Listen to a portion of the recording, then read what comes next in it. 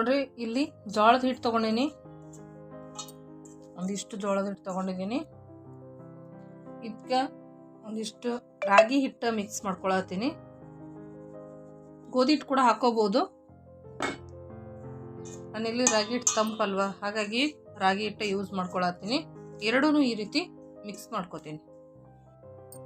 ನೋಡಿ, ಎರಡು ಹಿಟ್ಟು ಸೇರಿಸಿ ಒಂದು ಅರ್ಧ kg ಅಷ್ಟು ಆಗೈತಿ. ಅಂದ್ರೆ ಜೋಳದ ಹಿಟ್ಟು 1/4 kg ಮತ್ತು ರಾಗಿ ಹಿಟ್ಟು 1/4 kg ತೊಗೊಂಡಿದ್ದೀನಿ.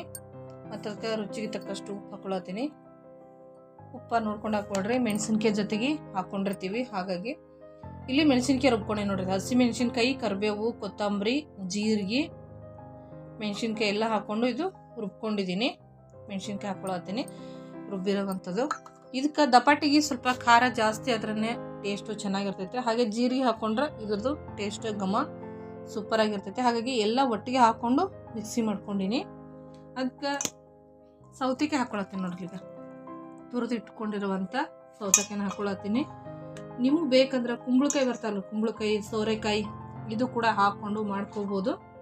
ನಾನಿಲ್ಲಿ ಸೌತೆಕಾಯಿ ಇರೋದ್ರಿಂದ ಸೌತೆಕಾಯಿನ ಹಾಕೋತಾ ಇದ್ದೀನಿ. ಹಾಗೆ ನೋಡ್ರಿ, ಈರುಳ್ಳಿ ಕಟ್ ಮಾಡ್ಕೊಂಡಿದ್ದೆ ಈ ಥರ ಸಣ್ಣಗೆ. ನಾನಿಲ್ಲಿ ದಪ್ಪ ಇರುವಂಥ ದೊಡ್ಡ ಈರುಳ್ಳಿ 2 ಕಟ್ ಮಾಡ್ಕೊಂಡಿದ್ದೀನಿ. ಇದಕ್ಕೆ ಈರುಳ್ಳಿ ಜಾಸ್ತಿ ಹಾಕಿದ್ರೆ ಚೆನ್ನಾಗಿರುತ್ತೆ. ಕಲರ್ಗೆ ಅಂತ ಸ್ವಲ್ಪ ಅರಿಶಿನ ಹಾಕೋತಾ ಇದ್ದೀನಿ. ಇಲ್ಲಿ ನಾನು ಖಾರ ಬೇರೆ ಯಾವುದು ಮಸಾಲ ಹಾಕೋತಾ ಇಲ್ಲ, ಅರಿಶಿನ ಸ್ವಲ್ಪ ಹಾಕೋತಾ ಇದ್ದೀನಿ.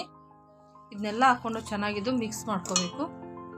ಸಿಂಪಲ್ ಆಗಿ ನಮ್ಮ ಉತ್ತರ ಕರ್ನಾಟಕ ತಾಲಿಪಟ್ಟು ಯಾವ ರೀತಿ ಮಾಡ್ತಾರಂತ ನಾನು ನಿಮ್ಗೆ ಇಲ್ಲಿ ತೋರಿಸ್ತಾ ಇದ್ದೀನಿ. ಇಷ್ಟೇ. ಇಲ್ಲಿ ರಾಗಿ ಹಿಟ್ಟು ಹಾಕ್ಕೊಂಡಿದ್ದೀನಿ. ರಾಗಿ ಹಿಟ್ಟು ಬದಲಿ ಗೋಧಿ ಹಿಟ್ಟು ಹಾಕೋಬೇಕು. ಅಂದರೆ ಗೋಧಿ ಹಿಟ್ಟು ನೀವು ಮಿಕ್ಸ್ ಮಾಡ್ಕೊಳ್ಳಂಗಿದ್ರೆ ಒಂದು 2 ಕಪ್ಪು ಜೋಳದ ಹಿಟ್ಟು ತೊಗೊಂಡ್ರೆ ಅದರಲ್ಲಿ 1 ಕಪ್ಪು ಗೋಧಿ ಹಿಟ್ಟು ಹಾಕೋಬೇಕು. ನೀವು ಗೋಧಿ ಹಿಟ್ಟು ಮತ್ತು ಜೋಳದ ಹಿಟ್ಟು 2 ಸಮವಾಗಿ ಹಾಕ್ಕೊಂಡಾಗ ತಾಲಿಪಟ್ಟು ಸೀದು ಹೋಗ್ತಾವೆ, ಅಂದ್ರೆ ಹೊತ್ತುತ್ತಾವೆ, ಸೀದು ಹೋಗ್ತಾವೆ, ಚೆನ್ನಾಗಿ ಬರಲ್ಲ. ಹಾಗಾಗಿ ಜೋಳದ ಹಿಟ್ಟು ಸ್ವಲ್ಪ ಮುಂದಿರಬೇಕು. ಇಲ್ಲ ನಮ್ಮ ಹತ್ರ ಜೋಳದ ಹಿಟ್ಟಿಲ್ಲ, ನಾವು ತಾಲಿಪಟ್ಟು ಮಾಡಬೇಕು ಅಂತನೋರು ಗೋಧಿ ಹಿಟ್ಟು ಮತ್ತು ಕಡಲೆ ಹಿಟ್ಟು 2 ಮಿಕ್ಸ್ ಮಾಡಿಕೊಂಡ್ರೆ ಚೆನ್ನಾಗಿರುತ್ತೆ. ಇವಾಗ ನೋಡ್ರಿ, ಇದೆಲ್ಲ ಮಿಕ್ಸ್ ಆಗೈತಿ. ಇನ್ನು ನೀರು ಹಾಕ್ಕೊಂಡು ಕಲಿಸ್ಕೊಳ್ಬೇಕು.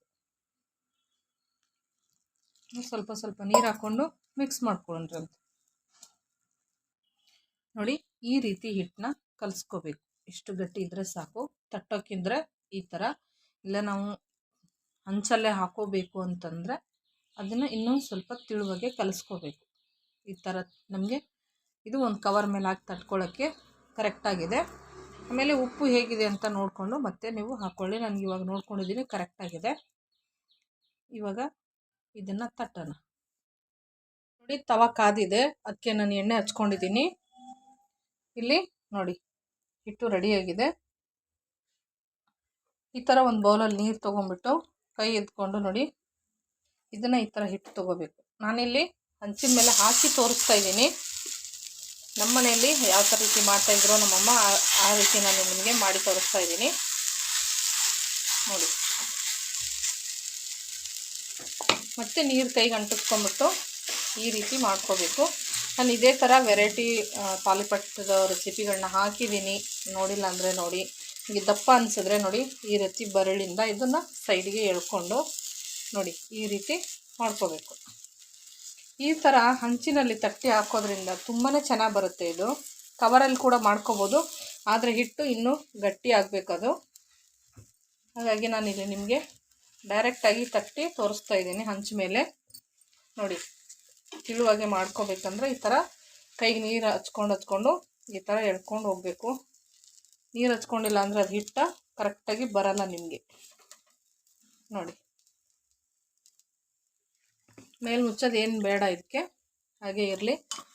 ನಾವು ಈರುಳ್ಳಿ ತೊಗೊಂಡಿದ್ದಲ್ವ, ಅದರಿಂದ ಈ ಥರ ಎಣ್ಣೆನ ಬಿಟ್ಕೊಳ್ಳೋಣ ನೋಡಿ. ಇವಾಗ ಚೆನ್ನಾಗಿ ಈ ಸೈಡ್ ಬೆಂದಿದೆ. ಇದು ಈ ಸೈಡ್ ನಾವು ತಿರುಗಿಸಿ ಹಾಕ್ಕೋಬೇಕು ನೋಡಿ. ಈ ತಿರುಗಿಸಿ ಹಾಕ್ಕೊಂಡಿದ್ದೀನಿ ನೀಟಾಗಿ. ಒಂದು ಸೈಡ್ ಬೆಂದಿದೆ, ಇನ್ನೊಂದು ಸೈಡ್ ಬೇಯಬೇಕಿದು.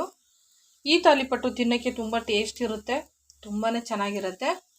ಮಾಡೋದು ಕೂಡ ತುಂಬ ಸ್ವಲ್ಪ. ಬೆಳಗ್ಗೆ ಬೇಗ ನೀವು ಮಾಡ್ಕೋಬೇಕಂದ್ರೆ ಇದನ್ನು ಈ ರೀತಿ ಮಾಡಿಕೊಂಡ್ರೆ ಬೆಳಗಿನ ನಾಷ್ಟಕ್ಕಾಗಲಿ ಮಧ್ಯಾಹ್ನ ಊಟಕ್ಕೆ ಕೂಡ ತಿನ್ಬೋದು, ಚೆನ್ನಾಗಿರುತ್ತೆ. ಇದು 2 ಸೈಡು ನೋಡಿ ಚೆನ್ನಾಗಿ ಬೆಂದಿದೆ. ಇವಾಗ ಇದನ್ನು ತೆಗಿತಾ ಇದ್ದೀನಿ. ನೋಡಿ ಎಷ್ಟು ಮಸ್ತ್ ಬಂದಿದೆ, ಸಖತ್ತಾಗಿದೆ. ಇವಾಗ ಎಲ್ಲನೂ ಇದೇ ರೀತಿ ಮಾಡ್ಕೋತೀನಿ. ಹಾಗೆ ಅದ್ರ ಜೊತೆಗೆ ಕಾಂಬಿನೇಷನ್ನು ಮೊಸರು. ಇದಕ್ಕೆ ಏನು ಖಾರ ಏನೋ ಉಪ್ಪು ಹಾಕ್ಕೊಳ್ಳೋದು ಬೇಡ, ಹಾಗೆ ತಿಂದರೆ ಚೆನ್ನಾಗಿರುತ್ತೆ. ನೋಡಿದ್ರಲ್ಲ, ಇಷ್ಟೇ ಸುಲಭವಾಗಿ ತಾಲಿಪಟ್ಟನ ಯಾವ ರೀತಿ ಮಾಡೋದು ಅಂತ. ಈ ತಾಲಿಪಟ್ಟು ರೆಸಿಪಿ ನಿಮ್ಗೆ ಇಷ್ಟ ಆಗಿದೆ ಅನ್ಕೋತೀನಿ. ಇಷ್ಟ ಆದರೆ ಒಂದು ಲೈಕ್ ಮಾಡಿ, ಹಾಗೆ ಚಾನಲ್ನ ಸಬ್ಸ್ಕ್ರೈಬ್ ಮಾಡ್ಕೊಳ್ಳಿ. ಥ್ಯಾಂಕ್ ಯು ಸೋ ಮಚ್ ಎಲ್ಲರಿಗೂ ವಿಡಿಯೋ ನೋಡೋದಕ್ಕಾಗಿ.